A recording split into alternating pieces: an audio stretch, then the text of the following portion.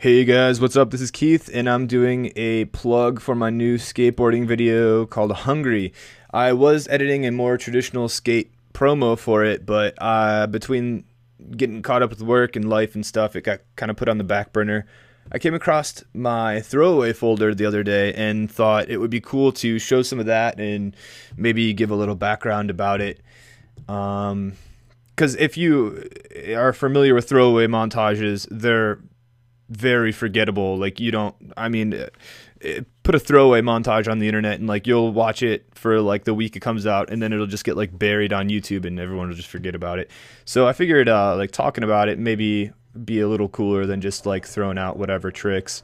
Starting off with one of the most Cleveland spots I could think of, just dirty, crusty, dark parking garage. And I don't know if I should even say where it is, but it's one of our spots that we go to if we're getting kicked out of places and everyone is just like morale is at like an all-time low for the session, and everyone just kind of like wants to not cruise but like just kind of do like casual whatever tricks and like just have a good time rather than like going out and trying to beat yourself up, throwing yourself down a flight of steps or something. So Eddie does a kickflip nose stall 180, and it's cool. It's just like a little bank to ledge, and you can't grind it. You probably don't want to fall. You get real dirty, but it's a really cool rainy day spot. And right over here is a manual pad, and that is equally as fun. It's the ground is a lot better over there. It's kind of crusty over here, but yeah, I have a clip of Devin right here. Devin is a filmer he's a photographer from Akron, and I haven't hung out with Devin in a while, but here he is manualing that spot I'm talking about is like right over there. You can see it's kind of like in a sketchy area of the parking garage. But yeah, this is like a really smooth, low manual pad that you can pretty much skate this all the time. No one's gonna say anything, and it's just a really good, fun, low manual pad to either just like learn stuff, like learn getting into something new, or like flipping out, or doing, just kind of training, just learning how to do a new trick. Here is a clip of Matt Marlatt, and I think this is Canton, and it's at this schoolyard, and there are these perfect benches, and we were filming on him, and I think he got his trick or he was over it or something, and he was just kind of messing around, and you can see me over here. I'm just kind of whatever, not really doing a great job at filming, just kind of filming this whatever trick, and he does like a no comply, a proper no comply too, more proper than most people do. Right here, both feet off the ground before the board hits the ledge. Really important that happens when you're doing a no comply.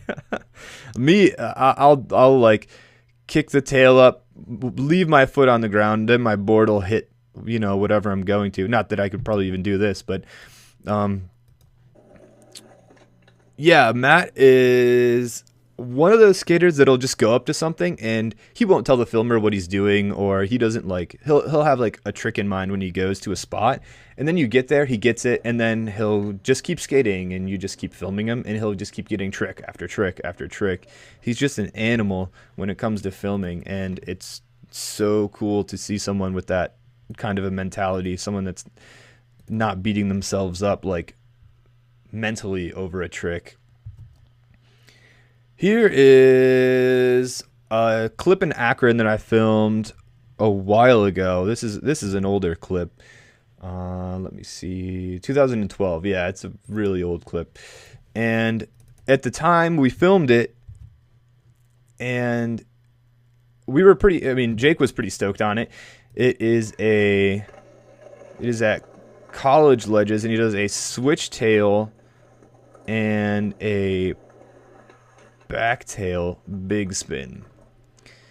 So, I mean, we were probably there for 10, 15 minutes trying to get this line. So he put a little bit of work into it, and I mean, it was a pretty clean line. The switch tail was pretty cool, but Jake has those. That's one of his go-to switch tricks on a ledge. And I mean, it was pretty sick. And then we showed it to Doug, and he just kind of looked at us like, "Oh, you guys are doing ABD tricks already now?" I'm like, "Well, I mean, I'm sure someone's backtail big spinned it." Oh, I had this queued up a little better. But he was like, "Oh, let's just watch this Paco fall real quick."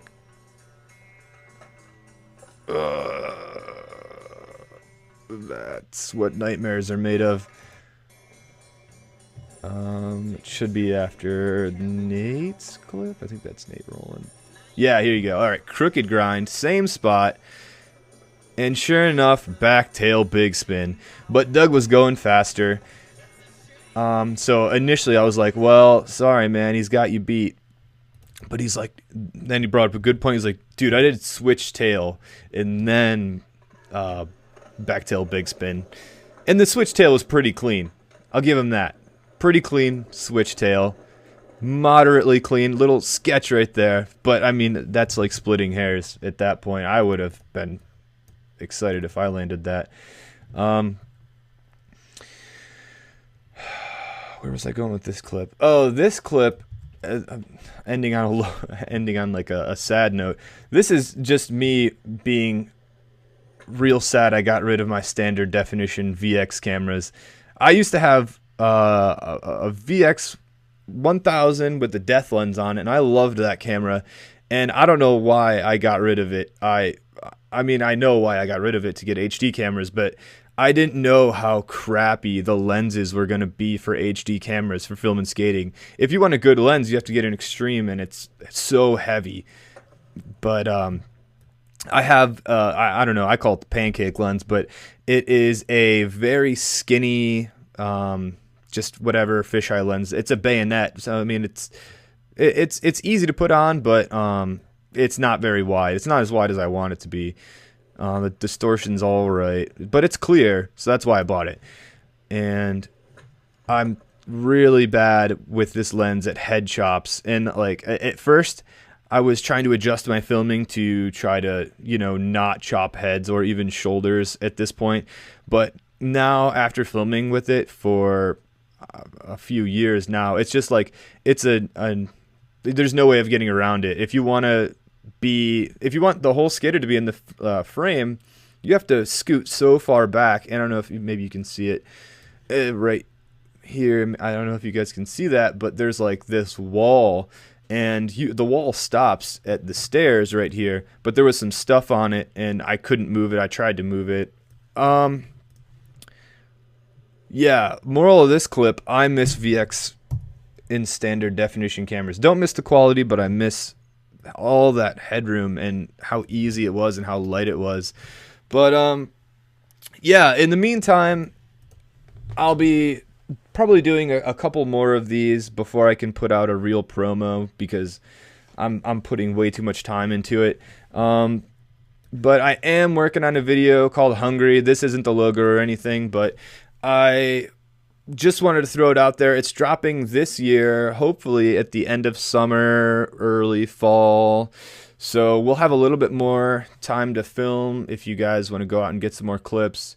But yeah, most of that time is going to be me editing and trying to get all of the assets together and just figuring stuff out. So hopefully I'll do a couple more of these. Let me know if you guys liked it. Leave a comment or something, and I will talk to you guys later.